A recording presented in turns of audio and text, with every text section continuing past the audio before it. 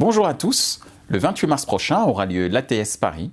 Ce sera l'occasion pour l'ensemble du marché publicitaire d'évoquer les nouvelles technologies, d'évoquer les nouveaux concepts autour de la data et du programmatique. Pour en parler, je reçois aujourd'hui Bruno Latapie de 20 minutes. Bonjour Bruno. Bonjour Michel.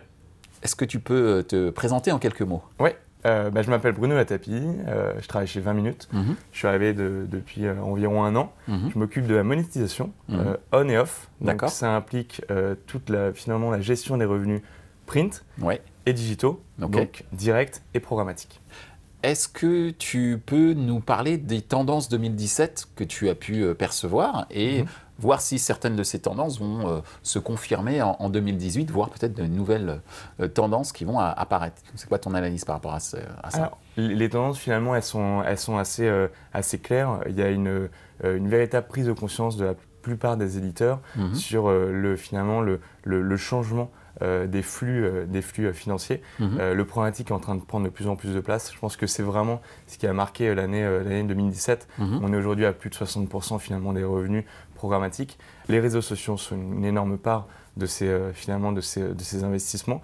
Donc je pense que pour l'éditeur, c'est important de reprendre en main son inventaire premium, d'éviter finalement de laisser d'autres acteurs le monétiser à sa place. Et je pense que c'est vraiment le fait marquant sur 2017, la reprise en main de son inventaire. Une reprise de souveraineté, comme diraient certains, sur le marché. Oui, du monde, j'ai pu comprendre. Entre autres. Point très important, c'est que on parle de maturité du marché. Est-ce que tu es d'accord ou pas? On parle de maturité en effet. Alors c'est difficile de parler de maturité puisque aujourd'hui le marché est en telle ébullition, tout change, tout va très très vite. C'est compliqué finalement d'être mature et heureusement parce que finalement être mature, ça veut dire qu'en quelque sorte on a pris du retard. Donc l'idée c'est plus tous les jours se remettre en question. C'est ce qu'on fait nous chez 20 minutes.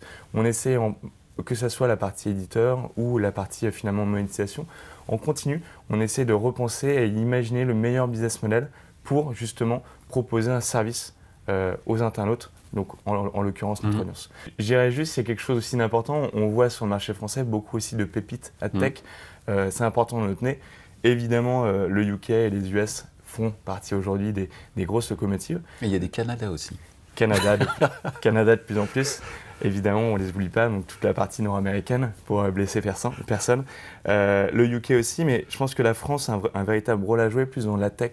On voit aujourd'hui pas mal de petites pépites qui sont en train de sortir, de devenir au final international, et c'est vraiment intéressant. Donc les éditeurs, au même titre, sont en train de prendre conscience de tout ça et d'avancer pour automatiser l'ensemble de leurs revenus.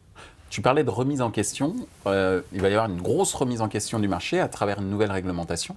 La fameuse réglementation, le fameux règlement général pour la protection des données, le RGPD, le GDPR en anglais. Qu'est-ce que tu penses que ça va avoir comme impact sur ce marché français ? Je pense que ça va avoir un impact positif. Pourquoi? Parce que tout simplement, ça permet aux éditeurs de commencer à mettre en avant la qualité, toute la partie premium. Il y a aussi une chose très importante finalement, c'est de bien gérer ces données. Aujourd'hui, on traite des données sensibles. Il y a de plus en plus finalement ça devient de plus en plus compliqué avec les adblocks. Ça devient de plus en plus compliqué finalement d'exposer un message publicitaire à une audience. Encore plus pour 20 minutes. Pour nous, aujourd'hui, on a un business model gratuit. Donc, on a besoin finalement d'essayer de sécuriser ce périmètre et de proposer des services de qualité. La RGPD, finalement, va nous permettre de clarifier, de nous rendre encore plus transparents qu'on ne l'est aujourd'hui et surtout peut-être de faire disparaître certains acteurs qui aujourd'hui ont une part encore trop importante dans les revenus de part et d'autre dans l'univers programmatique. Alors, on a parlé de maturité tout à l'heure et tu expliquais qu'en fait, le fait que le marché ne soit pas totalement mature, ce n'est pas une mauvaise idée, mais cette maturité, elle pointe chez certains annonceurs qui décident de reprendre la main dans leur stratégie programmatique et dans la partie opérationnelle de l'achat. C'est ce qu'on appelle la désintermédiation. Comment tu analyses ce phénomène? Alors, comment je l'analyse? Je pense que c'est une suite logique aujourd'hui de la prise de conscience, que ça soit éditeur, que ça soit agence, que ça soit annonceur. Je je pense que c'est une bonne chose. Ça permet aux annonceurs finalement de regarder un peu qu'est-ce qu'il y a derrière le rideau. Et ça les oblige à bien comprendre le fonctionnement de ce nouvel univers qui est le programmatique, donc l'automatisation des achats. C'est exactement la même chose côté éditeur et c'est exactement la même chose côté agence. Donc je pense que c'est une bonne chose encore une fois parce que ça va dans le bon sens et ça nous permet aussi bien côté éditeur, agence ou annonceur de donner plus de transparence à notre univers finalement, l'univers digital programmatique. Alors justement, tu viens de prononcer un mot-clé, transparence. Il y a ce mot-clé et puis il y en a un autre, c'est la fraude. Comment ces deux items, vous les adressez chez 20 minutes? Alors, nous aujourd'hui, 20 minutes, on a un éditeur premium. Donc finalement, la transparence et la fraude, en quelque sorte, ça ne nous pose pas vraiment de problème. Et je pense que c'est le cas pour les grands éditeurs aujourd'hui sur le marché français. On l'a peut-être pas assez mis en avant, le fait qu'aujourd'hui, un achat doit se faire sur un univers sécurisé. Quoi de mieux finalement que de cibler des éditeurs premium comme nous. Je pense que finalement la transparence et la fraude, elle se fait vraiment à ce niveau-là, donc de finalement rassurer l'acheteur et lui garantir qu'il diffusera sur un univers premium et de qualité, ce qui est le cas aujourd'hui chez 20 minutes. Alors tu parles de rassurer l'annonceur, l'agence. On va dire que les éditeurs se rassurent un petit peu avec un nouveau phénomène. Ce n'est pas un nouveau phénomène, un phénomène qui prend de l'ampleur. C'est celui des Deal ID qui se multiplient. Est-ce que justement tu peux expliquer pourquoi? Pourquoi? Parce que le programmatique, c'est pas automatique. Tu me l'as piqué celle-là. Ouais, c'était facile.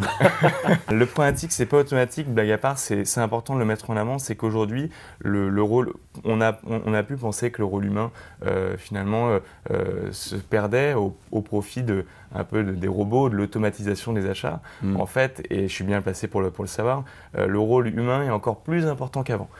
C'est juste que les métiers changent, tout simplement. Ils changent à tout niveau. En ce qui concerne 20 minutes, ils changent.